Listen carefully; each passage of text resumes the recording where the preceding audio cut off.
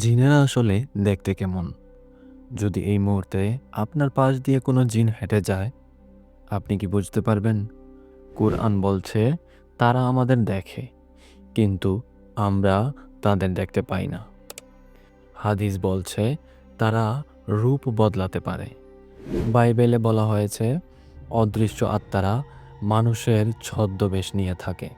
কিন্তু প্রশ্ন হলো, তারা আমাদের চারপাশে থেকে থাকলে তাদের চেহারা আসলে কেমন? আজকের ভিডিওতে আমরা জানব জিনের অস্তিত্ব নিয়ে কুরআন কি বলে, মানুষ ও জিনের মধ্যে সম্পর্কের ভয়ঙ্কর ইতিহাস, জিন কত প্রকার এবং কোন জিনগুলো সবচেয়ে বিপজ্জনক, জিনেরা কিভাবে রূপ বদলায়, জিন সম্পর্কে সব ধর্ম কি বলে, বিজ্ঞান কি জিনের অস্তিত্ব খুঁজে পেয়েছে। তো চলুন শুরু করি।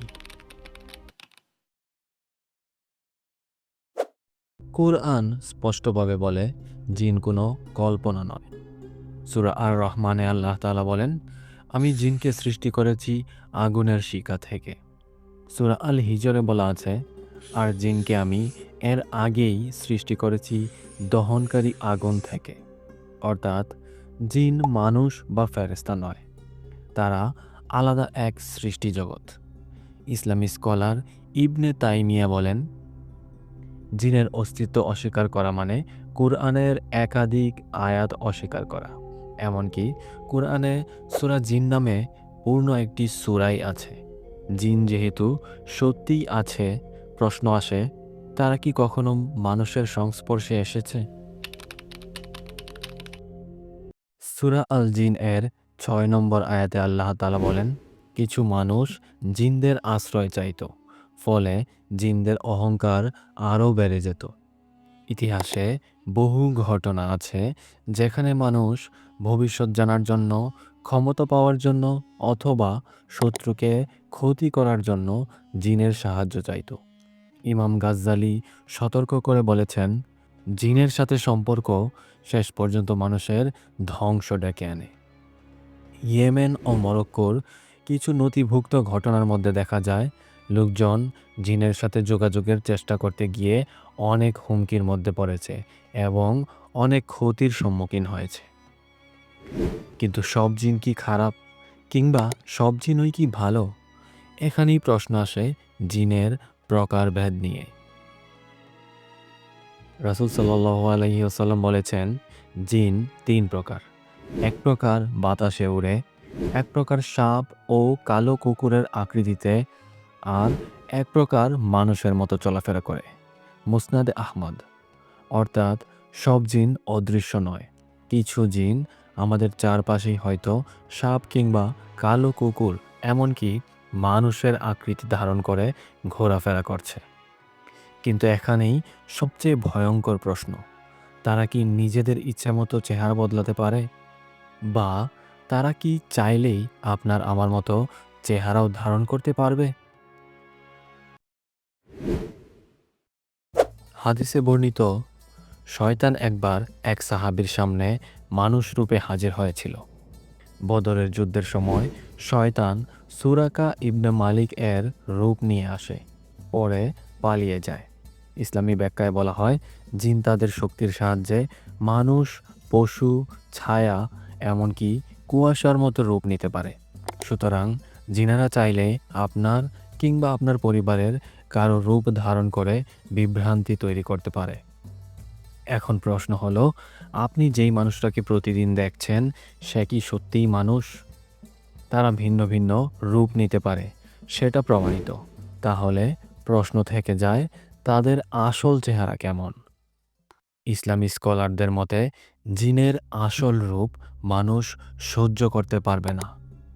কিছু বর্ণনায় বলা হয়েছে, এরা অনেক লম্বা, বিকৃত মুখ, অস্বাভাবিক চোখ, আগুন বা ধোঁয়ার মতো শরীর।